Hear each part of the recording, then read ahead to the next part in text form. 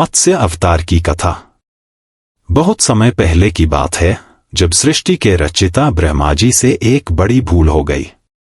उनकी असावधानी के कारण एक दैत्य, जिसका नाम हयग्रीव था, वेदों को चुरा ले गया। वेदों के बिना ज्ञान समाप्त हो गया और अंधकार, पाप तथा अधर्म पूरे संसार में फैल गया।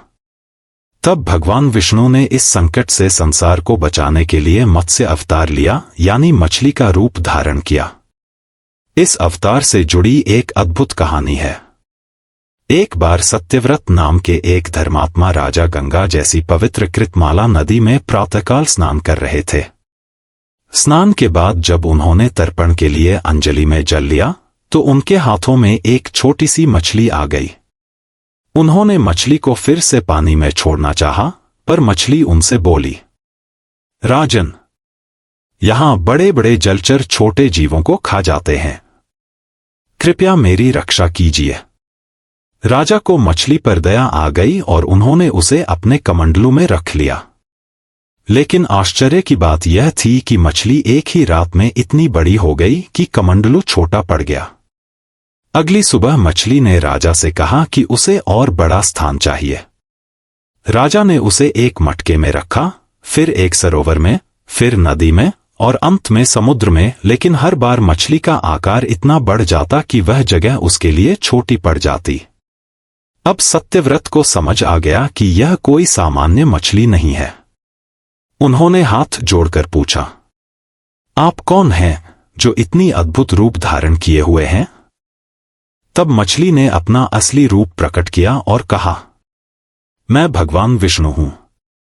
हयग्रीव नामक राक्षस ने वेदों को चुरा लिया है। उन्हें वापस लाने और इस संसार को अज्ञानता से बचाने के लिए मैंने मत्स्य रूप लिया है।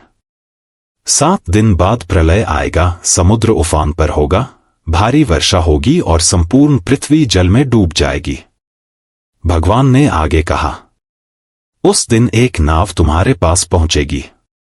तुम उसमें सप्त ऋषियों और सभी वनस्पतियों व अनाजों के बीजों को लेकर बैठ जाना। मैं मत्स्य रूप में आकर उस नाव को खींचूंगा और तुम्हें आत्मज्ञान भी दूंगा।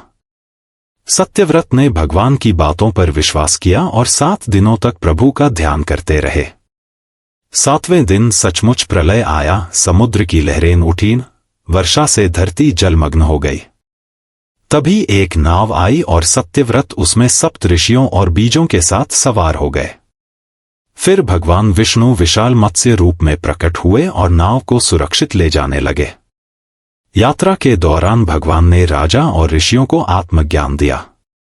प्रलय समाप्त होने के बाद भगवान विष्णु ने हयग्रीव राक्षस को मारकर वेदों को वापस प्राप्त किया और ब्रह्मा जी को लौटा दिया। इस प्रकार भगवान ने न केवल वेदों की रक्षा की, बल्कि पूरे जगत को भी अज्ञान और अधर्म से बचाया।